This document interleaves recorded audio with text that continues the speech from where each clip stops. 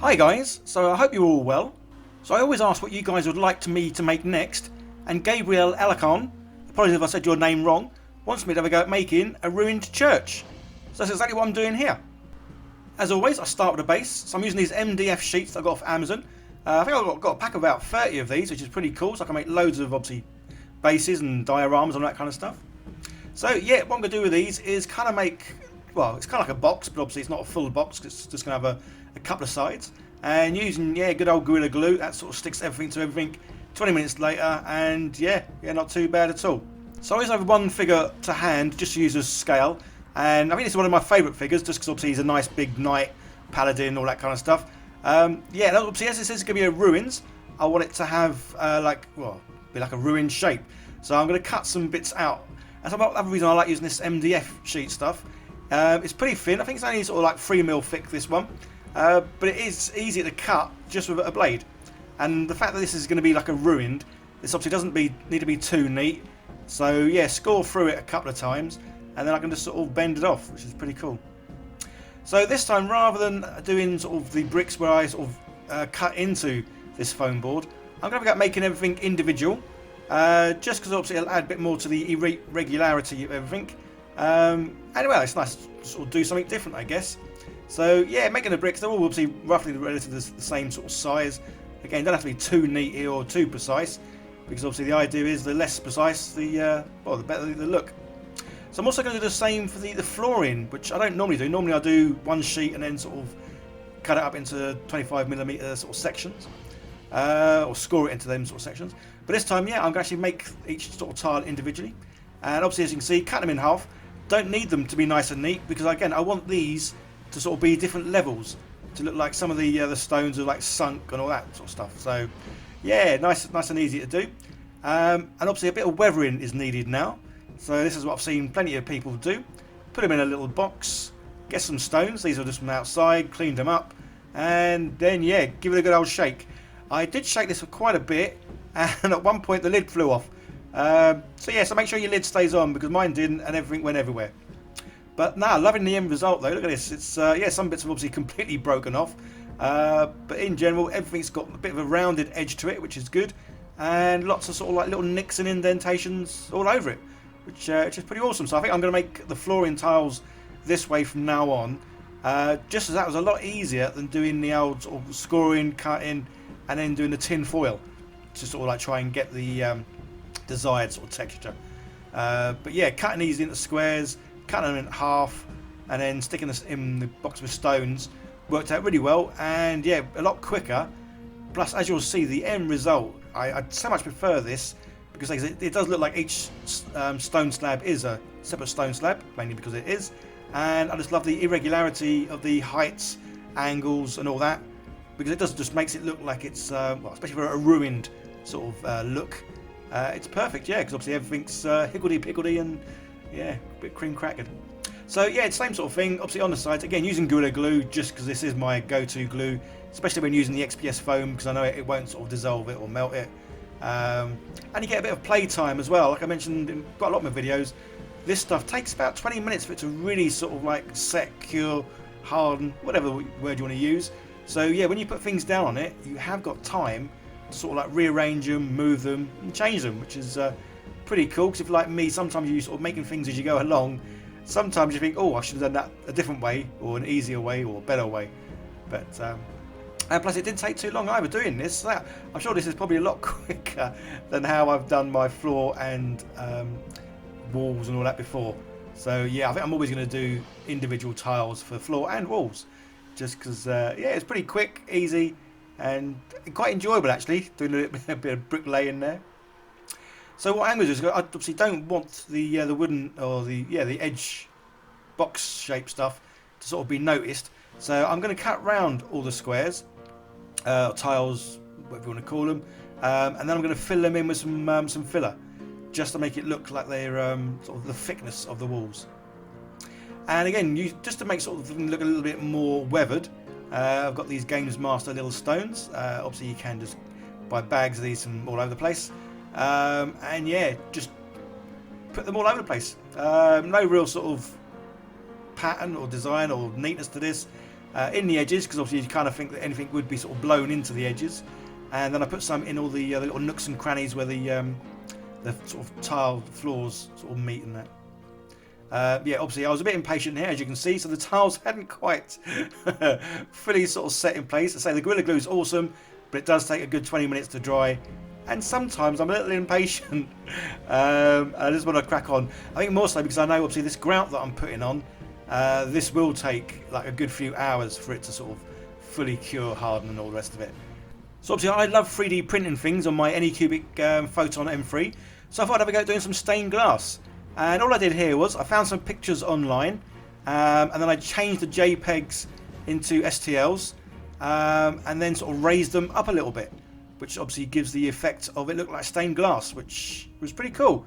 I'll come back to painting the windows in just a minute. Obviously I'll crack on with the actual main build, and obviously get some primer on that. Again, I'm using the Army Painter primer just because it's great for going on XPS foam. So something I've been saying for the last year or more is that I'm going to make my own wash. Simple thing to make, but for some reason I've never ever made one. So because I'm now want to do some like larger builds, rather than using my small washes I use in the figures, I'm going to make my own wash up. And yeah, it's just clearly a case of black paint, bit of washing up liquid, and some water. Obviously, you're better off looking online for other people's washes, because as you'll see, yeah, mine wasn't the best. Yeah, I'm not too sure what I did wrong, but obviously as you can see, well, when I mixed it up, I think a lot of the pigment or the black paint sank to the bottom, which is why the top bit was looking a little bit greyish rather than obviously the black. So yeah, but again, this is my first ever go making a wash. Again, washes are simple, and I've seen loads of videos on it, and they make it look really, really simple, and their washes are, well, like washes, as opposed to mine, which is just like dirty soap water. But the thing is, though, when it dries, it's not too bad in effect. Obviously, at the moment, when I was doing this, I was thinking, oh man, I'm gonna have to respray this, because this is a pig's ear.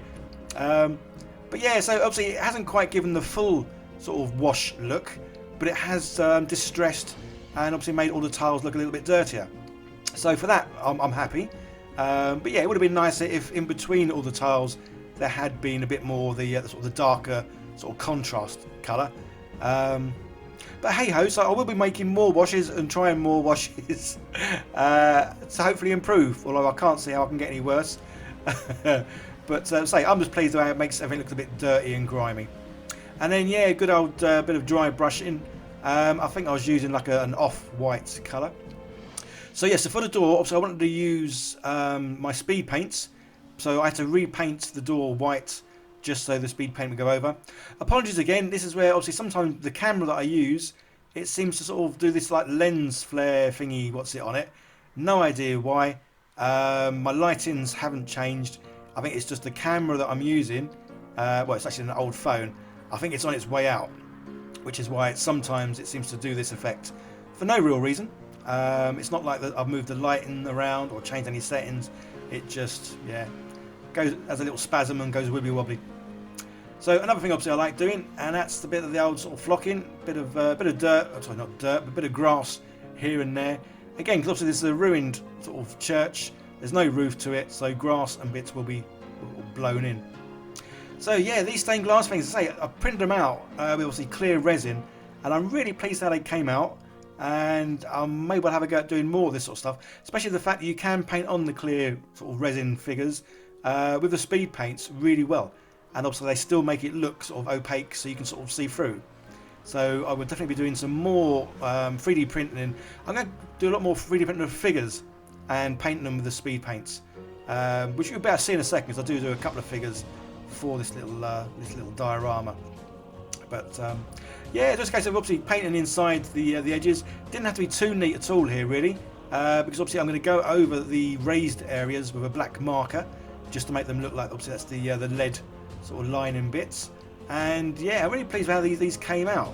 So I probably might need to make some more churches or more things that would have stained glass, obviously drawings, images and all the rest of it, just because this did come out a lot better than I kind of thought. I really wasn't expecting it to come out too well, but sometimes we surprise ourselves, which is pretty cool. So yeah, just in case of going out, I was going to use a paint and sort of try and paint this, but then I thought, no, there's a fair chance I'm going to make a big old hash of that and get paint in the gaps. Whereas using like a thick black marker meant it was difficult to sort of get inside the areas, and obviously made it easier just to paint the raised areas, which, as you can see, yeah, doesn't come out too bad. And that's the result, which again I'm really pleased with. I think that's not come out too bad at all. Yeah, I'm sure in my voice you can tell I am quite surprised, but very pleased that yeah, they've come out really well. So as it is a ruin, obviously I want one of these stained glass panels to be broken, really. And yeah, just using them as snips, giving it a little snip. And yeah, one bit come out nicely. Oh, obviously it did snap at the top, but that's fine because I'm going to put a little bit of glue in there afterwards. So one little bit I can put on the floor.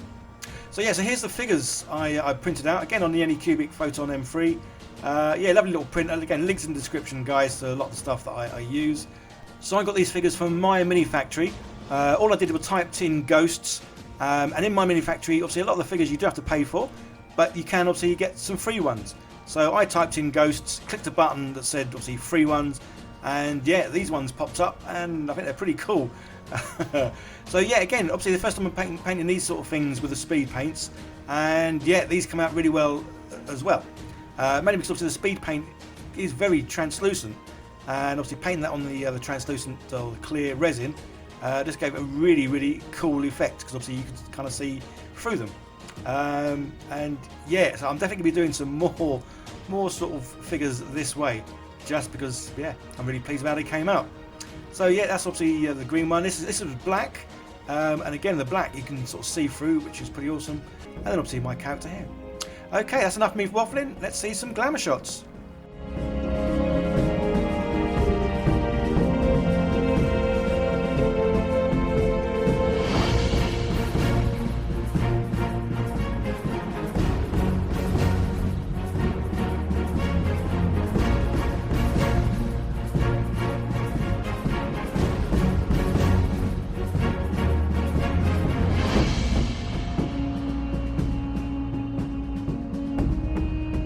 Hope you guys enjoyed this.